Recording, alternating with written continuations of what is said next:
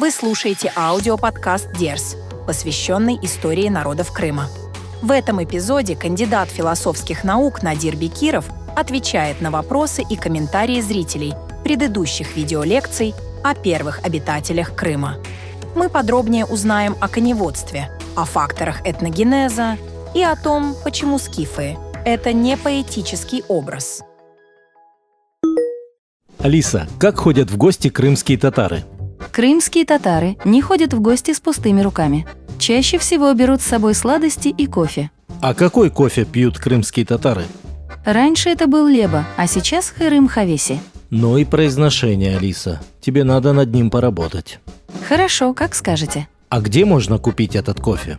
Его можно купить в местных магазинах, а также заказать на Wildberries. Алиса, ты умница. Поставь хайтарму.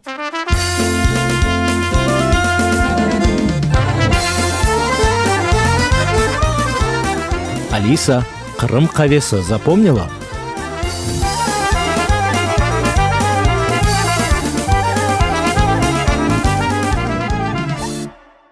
Вы знаете, что у нас цикл начинался с видео лекций несколько лет назад. Аудио – это их продолжение. И в связи с тем, что эти лекции вышли раньше, их было несколько серий, в том числе о самой первоначальной истории Крыма, о самых первых известных обитателях – это киммерийцы, тавры и первые эллинские поселенцы. Достаточно большое количество людей просмотрело эти видеолекции, и вот мы подобрали некоторые вопросы или комментарии, которые довольно типичны, и я попытаюсь, так сказать, ответить на эти вопросы и комментарии, а также посоветовать еще кое-что посмотреть, потому что у меня эти темы в том числе представлены не только в этом курсе Дерс, но и в некоторых других видео-выступлениях, которые я делал на других каналах. С разрешения канала Джанвы Радио я это делаю. В частности, достаточно в той или иной форме повторяющиеся комментарии. Иранские народы давно уже не кочевники. Тысячелетия прошли с момента их оседания и превращения в оседлые народы. Отсюда и отказ от питания, связанного с разведением лошадей, конского мяса и кумыса. Тюрки – кочевые народы вплоть до последнего времени. Некоторые поныне кочуют, например, есть кочующие казахи. Неужели эти банальные вещи надо кому-то объяснять? Образ жизни меняется, меняется и кухня народов, и не только кухня.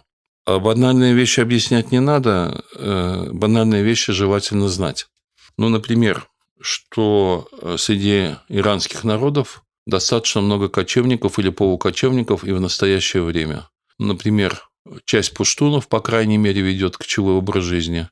Есть многие кочевые народы или племена, которые проживают в Афганистане, в самом Иране, в Пакистане. И это все преимущественно с точки зрения языка индоевропейские, или ираноязычные народы. Более того, есть тюрки, которых по-русски называют хазарейцы, и все вокруг знают, что они тюрки. Они живут как раз в Иране и говорят на одном из диалектов фарси, при этом и они сами, и все остальные знают, что они тюрки, с чем у них тоже связаны немалые проблемы. И иранские кочевники, а уж если говорить 100-200 лет назад, то их было еще больше, потому что идет процесс оседания на землю, превращения в земледельцев не только тюрков или иранцев, а в принципе по миру, потому что площадь земли, которую можно использовать под кочевое скотоводство, она все время сокращается, эти территории. И даже когда, условно говоря, происходит некое возрождение кочевничества такого или полукочевничества, обратите внимание на такую эпоху в истории США, как Дикий Запад, где, собственно говоря, раньше большие стада скота, разведение коней, оно даже в условиях, так сказать, англосаксонской культуры, перенесенной на эту территорию, не только англосаксонской, этой смешанной, новой, оно очень напоминало классическое кочевничество или то же самое в Аргентине, где целое сословие возникло в 18-19 веке пастухов, которые очень напоминали ковбоев на Диком Западе, на прериях. Но и те, и другие, по сути говоря, ушли в никуда, потому что эта территория стала теперь использоваться не для выпаса скота большей частью, и разведения коней, даже уже как бы в рамках креольской, то есть такой европейской, перенесенной в Южную Америку культуры, просто развивается стационарное, индустриальное сельское хозяйство, где если и производят мясо, в том числе знаменитое аргентинское, то уже, можно сказать, таким полупромышленным способом, а не в форме отгона кочевого или там кочевого скотоводства. Про США и говорить нечего. Поэтому идет процесс оседания на землю практически всех традиционных кочевников. И если говорить опять-таки о том, кто раньше, кто позже, то, допустим, волжские булгары, часть казанских татар, уже перекочевав в свое время или там перейдя из Причерноморья, Приазовья в Верхнее Поволжье, в Среднее, она тоже достаточно превратилась в земледельческий народ еще в первом тысячелетии нашей эры. Их в том числе потомки, в связи там конечно, в процессе смешения с другими народами, которые пришли туда, или племенами тюркскими в эпоху, условно говоря, монгольских завоеваний, до этого половцев, они тоже, казанские татары, практически уже 1000 лет земледельческий народ. То же самое можно сказать про булгар, которые откочевали на Балканы и, смешавшись с южными славянами, стали нынешними болгарами.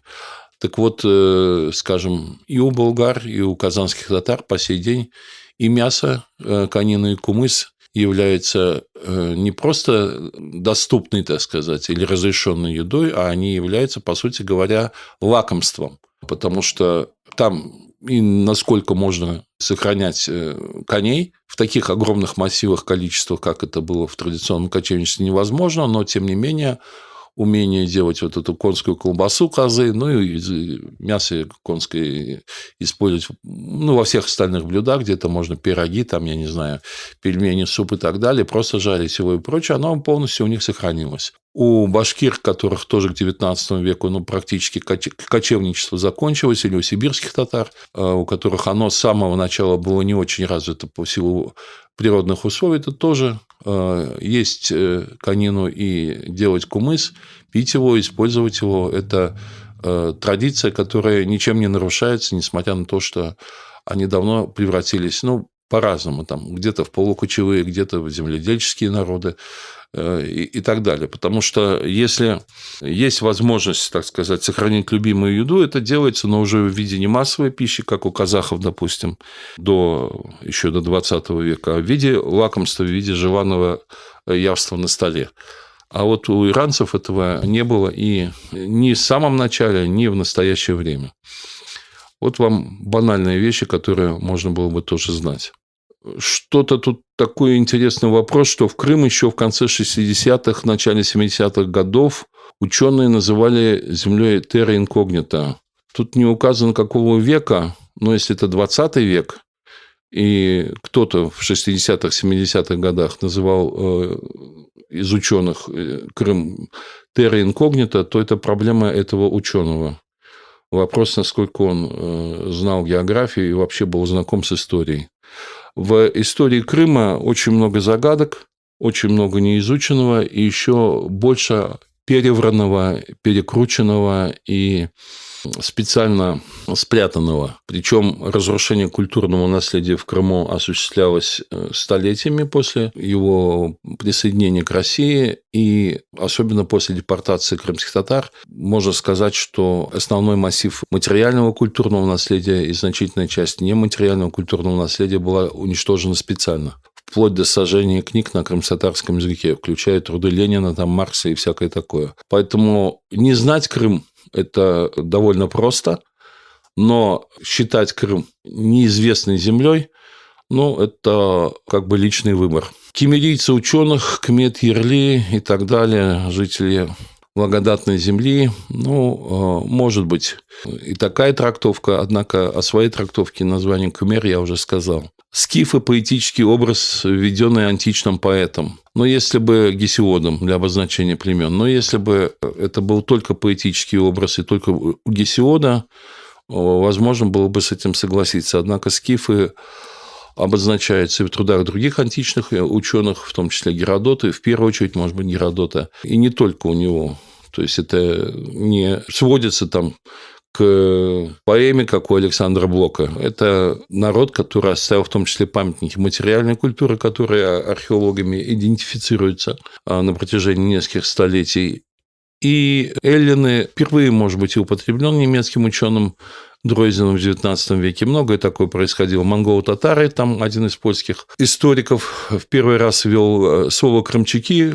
Русские чиновники ввели по отношению к традиционным тюркам и иудеям Крыма. Такое, в принципе, случается, но я должен сказать, что эллинами себя называли в своих просто трудах, собственно говоря, и древние греки. Слово «грек» – это римского происхождения слово. И современные греки себя, правда, нельзя их считать прямыми, так сказать, дожившими до наших времен древними эллинами. Это, конечно, не так. Нынешние греки и язык, и культура, и генетика их претерпела огромное количество изменений, но определенная культурная преемственность сохраняется, они себя тоже называют эллинами. Остальное содержание лекции – повтор советских мифов. Ну, если так высказаться, то, конечно, в выражение «советские мифы» можно вложить все, что тебе заблагорассудится, все, что душе угодно. Поэтому я советские мифы про Крым знаю. И сейчас я их обсуждать не буду. Собственно говоря, сами лекции направлены на то, чтобы эти мифы, показать их несостоятельность. А если кто-то, слушая мои лекции, почему-то считает, что я повторяю советский учебник исторический, пусть он их возьмет, этот советский учебник, если он где-то там сохранился, они сохранились, они, собственно, повторяются в значительной части и сейчас, и сравнить с тем, что я говорю. В середине 20 века называли неизвестной землей, но это вопрос того, как эти люди сами учились, и что им было известно, и что неизвестно. Сейчас тоже можно найти человека, который не знает таблицу умножения, и на этом основании говорить, что арифметики не существует с точки зрения этого человека. Еще один комментарий. Вы не с этого начали, надо начинать с ДНК греков, и ДНК греков не сходится с крымскими татарами, от слова совсем. ДНК крымских татар сходится хорошо с народами Северного Кавказа, до 60% примерно. Я на эту тему высказывался в лекции и в разных других своих выступлениях. Генетика как наука, более-менее стала давать первые результаты в середине 20 века. В СССР ее долго преследовали, лучших ученых-генетиков даже там сажали в тюрьмы и всякое такое, называли буржуазной уже наукой.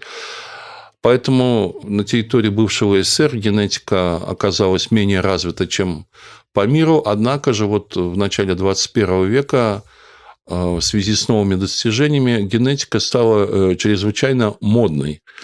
И теперь многие люди, которые себе до конца не представляют, что такое народ или нация или этнос, пошли, можно сказать, по ложному следу. Еще раз четко и настойчиво повторяю. Этнос – это не совокупность кровных родственников. Это не совокупность генетически однородных людей. Во-первых, практически ни у одного этноса нет совершенно стандартного повторяющегося набора гаплогрупп. Во-вторых, практически, по крайней мере, огромного большинства современных этносов, если выявляется их геном, там какие-то устойчивые гаплогруппы, то удивительным образом оказывается, что эти гаплогруппы присутствуют не только в данном этносе, но и в этносах многих других народов, иногда очень внешне не похожих, как, например, те же японцы там с европейцами. Для того или иного этноса бывает, что существует типичный набор гаплогрупп. Это показывает на то, что предки этого этноса сложились, или появились на свет в результате смешения других этносов, других каких-то племен, народов, а, собственно говоря, народ становится народом, этнос становится этносом в результате взаимодействия нескольких факторов. Во-первых, действительно, происходя от общего предка, это гораздо реже от одного общего предка, а гораздо чаще от общих предков каких-то тоже средневековых или древних этносов. Во-вторых, у них в результате многосотлетнего совместного проживания, совместных дел формируется общая культура, включая язык, там традиции, обычаи, одежду, способы хозяйствования, ведения боя, там, национальный характер, музыка и многое что другое. Но вот как раз третий тоже очень важный фактор, может быть, он где-то даже и первоначальный, что ли, это та природная среда, в которой этот этнос формируется и складывается, потому что природно-климатические условия воздействуют даже на людей очень разного генетического происхождения таким образом, что их культура, их поведение, их образ жизни и мыслей неожиданным образом как бы начинает сближаться и напоминать друг друга. Именно в силу специфических, не специфических для всего мира, но вот той комбинации, которая у нас существует именно у нас на полуострове в Крыму, природных условий, это и морское окружение, и относительно теплый климат, и 3 таких явных как бы ниши природно-географических – это Южный берег, горно-лесной Крым и степь. Многие народы, которые приходили сюда, или этносы приходили сюда очень издалека, ну, допустим, как готы, считай, с крайнего севера, да, пришедший такой европейский народ, или, скажем, какая-то часть небольшая, но все-таки монгол, ну, тех, кого сейчас называют монголами, которые появились в Крыму относительно поздно, вот, они, проживая на одной и той же территории или будучи соседями на одной и той же территории, они вынуждены были, с одной стороны, отказываться от некоторых типичных для их предков способов жизни и форм культуры, а с другой стороны, вырабатывать новые или заимствовать у тех, кто жил в Крыму раньше, взаимодействуя с ними, ну и генетически тоже смешиваясь. Поэтому генетическая карта того или иного народа, она интересна, но без знания общих исторических процессов, которые происходили на этой территории, она практически бездоказательна, она ни о чем. Потому что просто набор генов не дает тот или иной этнос во всем его многообразии, во всей его уникальности. Дальше. Но опять-таки, если говорить об эллинах и крымских татарах, там нет стопроцентного несовпадения по этническому набору, но точно так же, как нет стопроцентного несовпадения между крымскими татарами и, скажем, там, монголами или какими-то среднеазиатскими народами. Крымские татары во всем их многообразии – это комбинация генотипов тех этносов, которые были нашими предками. И поэтому, поскольку и эллины частично вошли, какая-то часть эллинов частично вошла в состав части крымских татар, и монголы, и печенеги, допустим, там, и готы, и так далее, то и геном или там генотип или генетическая картина современных крымских татар, она многообразна, она содержит в себе заимствование этих генов из разных других генотипов. И, по сути говоря, вот эта уникальная комбинация в ее многообразии и дает нам крымских татар. Хотя сам набор генов в конкретном человеке не делает его человеком той или иной национальности. Национальность или этничность – это не биологическая характеристика человека. Долгое время считалось, и как-то так вот, даже и сейчас это в разговорах там, или в спорах возникает, что вот кто-то считает там национальность по отцу, кто-то считает по матери, кто-то считает, что она нечто врожденное. Это и в советские времена такой подход где-то использовался. Не случайно дети депортированных крымских татар подвергались тем же ограничениям и гонениям, что их родители, потому что считалось, ну вот раз родился от крымско-татарских родителей, значит, такой же нехороший, также его надо уничтожать, притеснять, там, искоренять, как и его родителей. Но на самом деле это культурная преемственность, и как раз человеческая история при объективном взгляде на это очень хорошо это демонстрирует, потому что, ну, скажем так, большинство латиноамериканских народов сложилось из разных комбинаций смешения местных кровей, местных генотипов. Причем на территории США до появления европейцев, не США, а вообще Америка, до появления европейцев жило десятки и сотни разных народов, в чем-то похожих, в чем-то не похожих, почему-то их всех именуют индейцами. И почему-то считают, что, допустим, индейцы откуда-нибудь из Боливии там, или из штата Вайоминг – это одно и то же. Это совсем не одно и то же. Никого не удивляет, что Европу или Азию заселяют сотни различных народов и племен, очень непохожих между собой, с разной культурой, с разными языками, разным образом жизни. Но когда говорится об Америке, то все коренное население обозначает словом индейцы, которое, собственно говоря, слово фальшивое, неправильное, не соответствующее действительности ни исторически, ни фактически, но при этом, значит, облегчая себе, так сказать, осмысление этого всего, оно используется. И поэтому, допустим, чилийцы, как смешанный народ, ну, с преобладанием европейских, конечно, корней, они достаточно отличаются от бразильцев там, или от аргентинцев, и тем более от, скажем, мексиканцев, хотя все они говорят на либо испанском, либо на португальском языке, но как раз язык – это культурный феномен, а не биологический. И, скажем, темнокожий бразилец в настоящее время, внешне выглядящий как африканец, он на самом деле по составу генов, он достаточно серьезно отличается от своих предков, которых когда-то откуда-то из Африки вывезли. А уж если говорить о культуре, то он отличается радикально. Поэтому народ – это культурный феномен, а не биологический.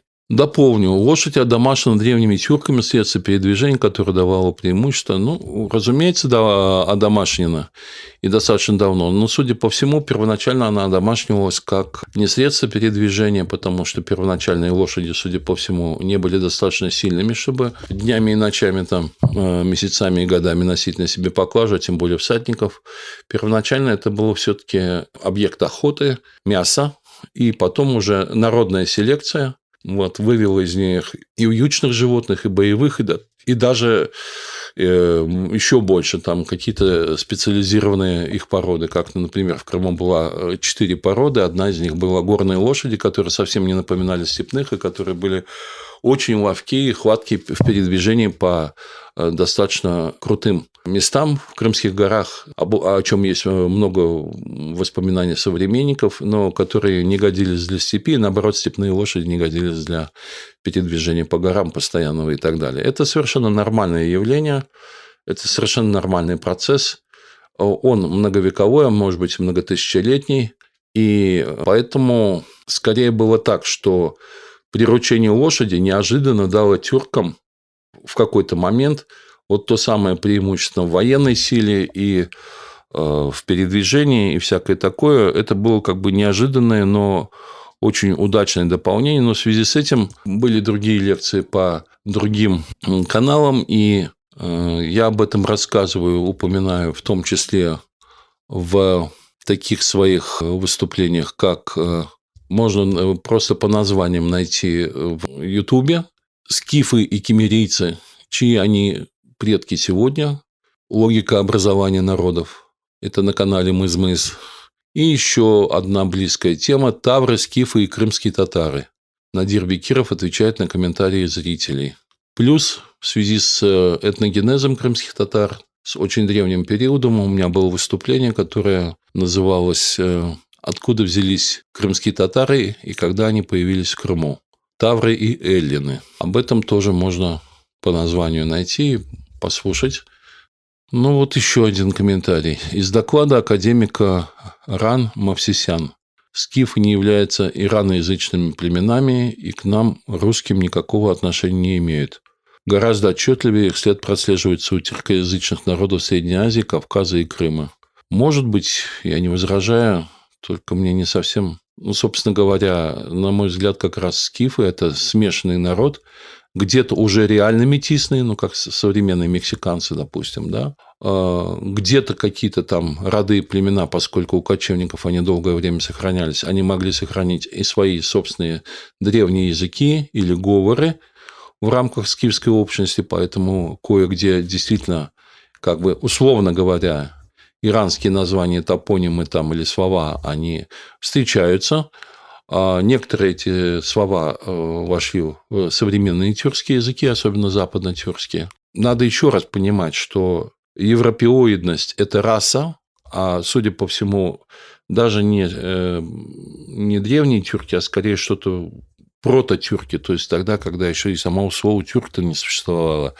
А предки их – это было население причинно-горноморских, поволжских и кавказских степей, которые именно на этой территории одомашнивала лошадь, и благодаря этому, получив преимущество, через сколько-то там веков или тысячелетий, стала распространяться восточнее, за Волгу, достигла зоны обитания монголоидных народов, и, собственно говоря, потом пошел процесс образования, собственно говоря, тюрков, которые не все, но в значительной части имеют в том числе и часть генов от монголоидной расы. Надо понимать, что европеоидность – это раса, а индоевропейскость – это язык.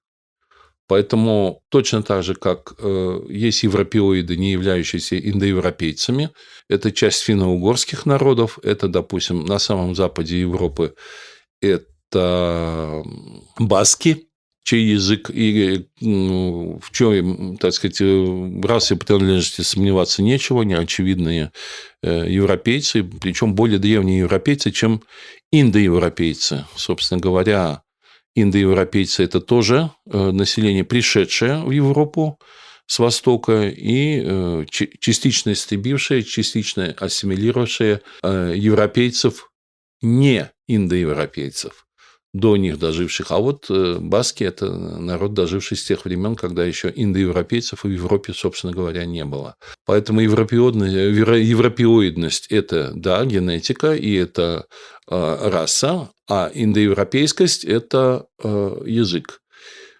Кстати говоря, на индоевропейских языках говорят теперь уже и народы явно не индоевропейские. Например, те же хазарейцы, они внешне обладают большой примесью монголоидности.